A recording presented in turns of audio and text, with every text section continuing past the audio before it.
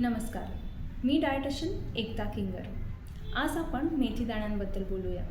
मेथीदाणे हे गुणकारी आणि अनेक पोषक घटकांनी भरलेले असतात, जसं की मुख्यतः फायबर आणि त्याच्याशिवाय iron, calcium, protein, vitamin B6 आणि अँटीऑक्सिडंट्सही भरपूर असतात. मेथीदाण्यांमध्ये गॅलेक्टोमॅनिन नावाचा एक फायबर असतो, ज्याच्यामुळे रक्तातील साखर नियंत्रणात राहते.